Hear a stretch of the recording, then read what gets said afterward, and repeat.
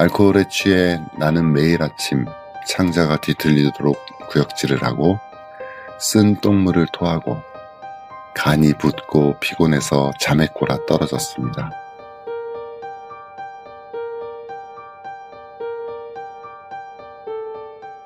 나를 알코올 중독자로 만든 것은 두 가지라고 생각합니다.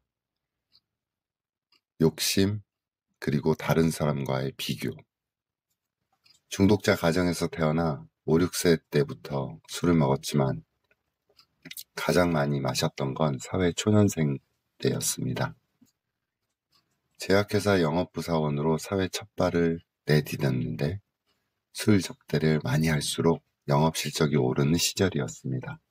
필름이 끊기면 과로를 핑계 삼아 하루를 쉴 수 있었습니다. 그리고 그때의 나는 포상금에도 눈이 멀어 있었습니다. 미국과 합작 회사가 생기고 나도 마케팅부 창설 요원이 되었습니다. 그렇게 해외로 뻗어나가는 출세의 꿈을 꾸며 영어를 배웠는데 유독 나만 영어를 못하는 낙오자가 되었습니다.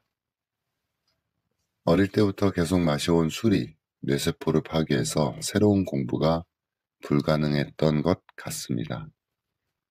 그 회사에 계속 다녔으면 영어를 몰라도 정년퇴직을 할 수 있었는데 같은 마케팅 부서의 동기생들과 나를 비교하고 남을 의식하기 시작하면서 내 직장 생활은 망가지기 시작했습니다.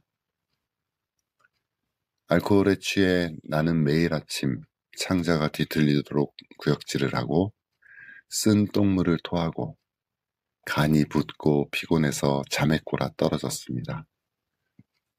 훗날에야 발견하게 되었지만 나의 각종 내장 장기는 아마 그때부터 이미 썩기 시작했을 것입니다.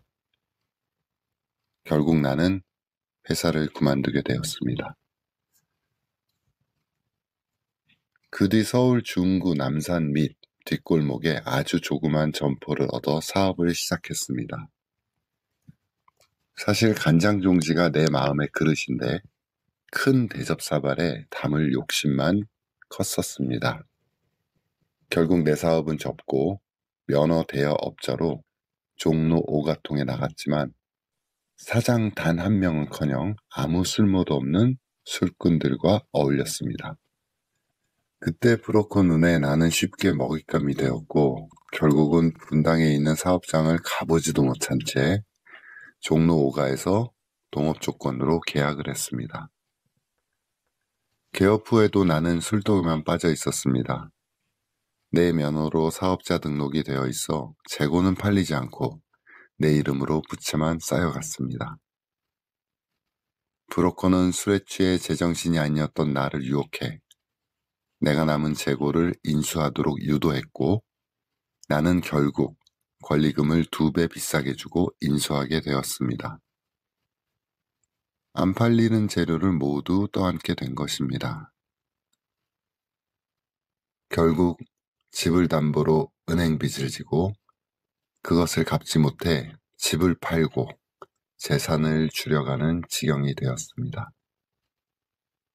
그때가 내 나이 54세, 알코올 정신병원에 입원을 하기 직전이었습니다.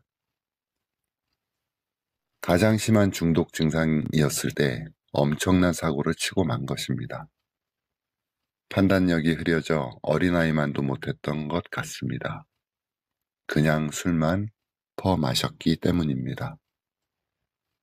바로 이것이 알코올 중독자로서의 비극입니다.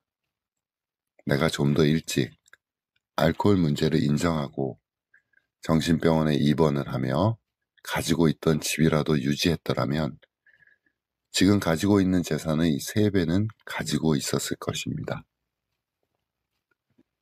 지금도 그때의 아픔이 꿈에 나타나곤 합니다.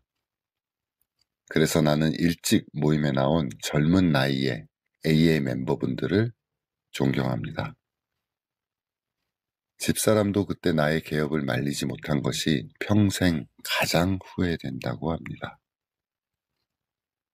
나는 또한 자식들에게도 많은 해를 끼쳤습니다.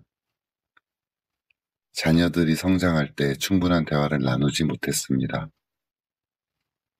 유치원부터 대학 졸업 때까지 딸, 아들 졸업식 사진에 나는 없습니다.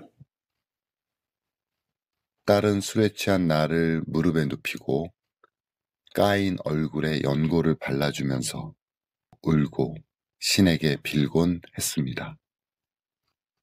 제발 우리 아버지 술 끊게 해주세요. 나는 얼굴에 떨어지는 딸아이의 눈물방울 맞으면서 속으로 한없이 울었습니다. 나는 죽어도 다시는 술을 마시지 않겠다고 다짐했었으나 결국 또 계속 마시게 되는 것이었습니다. 아들은 군대에서 휴가를 나온 와중에 썩은 냄새를 풍기며 방에 누워있는 나를 업고서 대중 목욕탕에 데려가곤 했습니다. 목욕탕 거울에 비춰진 내 모습은 내가 보아도 놀라웠습니다. 얼굴은 상처투성이고 앙상한 갈비뼈, 튀어나온 배, 뒤틀려진 다리. 목욕탕에서 내 등을 밀어주던 아들은 엉엉 울었습니다. 이러다가 죽습니다, 아버지. 나는 아들에게 맹세했습니다. 내가 또 술을 먹으면 네 아들이다. 그러나 그 말도 오래 못 가고 또 계속 마시게 되었습니다.